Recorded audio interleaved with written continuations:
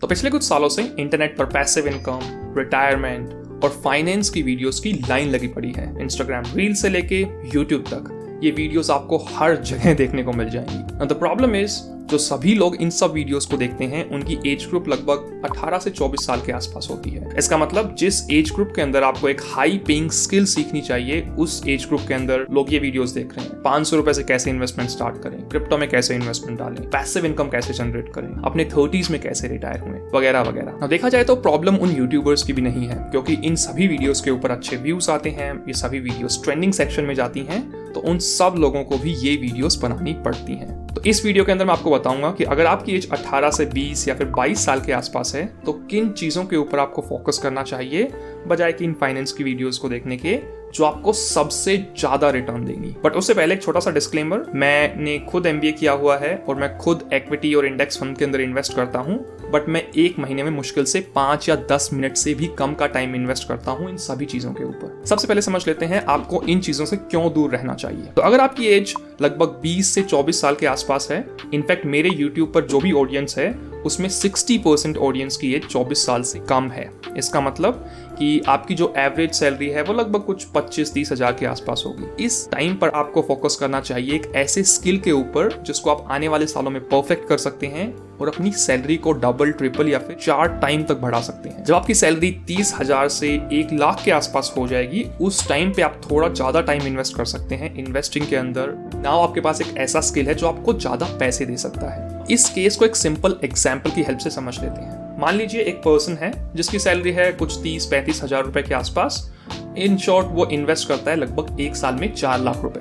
On the other side एक और person है जो कि करवाता है लगभग महीने के 1-1.5 लाख रुपए के आसपास और वो महीने के 1 लाख रुपए इन्वेस्ट करता है। तो एक तरफ आप 4 लाख इन्वेस्ट कर रहे हैं, दूसरी तरफ आप 12 लाख इन्वेस्ट कर रहे हैं। मान लीजिए 4 लाख जो इन्वेस्ट करता है पर्सन, वो हर दिन 4 घंटे निकालकर कौन सा क्रिप्टो खरीदना है, कौन सा ट्रेड खरीदना है, कब बेचना है, वगैरह वगैरह स्टडी करके अपने 4 लाख पर ईयर पर 25% रिटर्न अचीव कर लेता है, which is somewhat difficult but still achievable. इसका मतलब कि आपका जो टोटल रिटर्न है वो हो गया 1 लाख रुपए। ऑन दी अदर साइड जो दूसरा पर्सन है वो जो 12 लाख इन्वेस्ट कर रहा है, उसने सिंपली 5-10 मिनट निकाले और एक छोटा सा इंडेक्स फंड खरीद लिया और वहां से उसको 1 साल में लगभग कुछ 15% के आसपास रिटर्न देखने को मिल जाता है। बट उसका जो टोटल रिटर्न है वो होगा 1.8 लाख रुपीस। इसका मतलब आपका 25% का रिटर्न है 1 लाख, 15% का रिटर्न है 1.8 लाख रुपीस। और यहां से आपको समझना पड़ेगा इन्वेस्टिंग का पहला नियम कि इन्वेस्टिंग में रिटर्न से ज्यादा इंपॉर्टेंट होता है कि आपका कॉर्पस कितना बड़ा है। इसका मतलब कि अगर आपने 4 लाख इन्वेस्ट किए हैं, 25% रिटर्न के साथ भी आपके पास 1 लाख रुपए आए हैं। ऑन दी अदर साइड अगर आपने 12 लाख इन्वेस्ट किए हैं तो 15% रिटर्न के साथ भी आपके पास 1.8 लाख रुपीस आए हैं। इन शॉर्ट अगर आप अपनी एज के काफी अर्ली स्टेज पे हैं तो आप छोटा मोटा अमाउंट इंडेक्स फंड में डाल दीजिए, but please do not invest time in trading, crypto and all of that. आपको इस स्टेज के ऊपर अपनी स्किल पे, अपनी सैलरी पे फोकस करना चाहिए ताकि आप उस 25,000 को 1 लाख या फिर 1.5 लाख में कन्वर्ट कर सकें। एंड उस टाइम पे आप थोड़ा बहुत टाइम इन्वेस्ट कर सकते हैं, but again I still don't invest any time. मैं कोई भी एक इंडेक्स फंड या फिर कुछ गिनी चुनी इक्विटीज खरीद लेता हूँ। That's it। और दूसरी प्रॉब्लम है जो इंटरनेट पर जितने भी लोग जो वीडियोस बनाते हैं कि उनका जो पैसिव इनकम का जो पहला स्ट्रीम है वो स्टिल यूट्यूब ही है। इसका मतलब उनकी 60-70% स्पॉन्सरशिप से या फिर यूट्यूब से ही आती है। एंड ऑब्वियसली उन लोगों को इन सब टॉपिक के ऊपर वीडियोस बनानी पड़ती हैं बिकॉज दैट्स हाउ वो ज्यादा व्यूज ले पाएंगे लोगों से यूट्यूब के ऊपर और दैट्स हाउ उनकी वीडियोस पैसे जनरेट करेंगी। इनफैक्ट मैं ये बात इसलिए भी बोल रहा हूँ क्योंकि मुझे YouTube से कुछ ज़्यादा पैसा नहीं कमाना है। मेरे कोर्सेज हैं, मैं काफ़ी कुछ और भी करता हूँ, मेरा स्टार्टअप वगैरह है। मैं थोड़ा सा ब्लंटली आपको ये सब बातें बोल सकता हूँ। अभी समझ लेते हैं आपको कौन कौन सी ऐसी स्किल सीखनी चाहिए जिससे आप 1 लाख रुपए, 1.5 लाख रुपए पर मंथ कमा सकते हैं।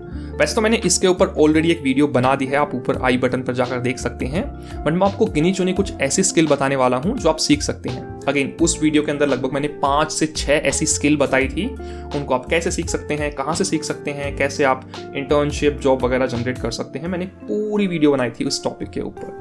बट स्टिल लेट्स से अगर आपका डिजाइन के अंदर इंटरेस्ट है तो डिजाइन में कुछ गिने चुने टूल हैं जो आप सीख सकते हैं। फिग्मा सीख सकते हैं आप, Adobe XD सीख सकते हैं, इलस्ट्रेटर सीख सकते हैं। अगर आपको वेबसाइट डिजाइनिंग में आपको काफी इंटरेस्ट है तो आप वेबफ्लो सीख सकते हैं, वर्डप्रेस सीख सकते हैं। ये कुछ ऐसी स्किल हैं जिसमें आपको शुरुआत के टाइम पे थोड़ा कम पैसा मिलेगा, बट जैसे ही आप एक्सपर्ट बनेंगे अपने डोमेन के, I am sure you will generate huge amount of money in your career. तो ये था मेरा छोटा सा वीडियो। आई होप आपको ये वीडियो पसंद आया होगा। आई नो शायद आप में से कुछ लोग थोड़ा बहुत ऑफेंड हो गए होंगे इस वीडियो से। अगेन, मेरे मन में जो था वो मैंने बोल दिया इस वीडियो के अंदर, एंड मैं शायद गलत या सही हो सकता हूँ।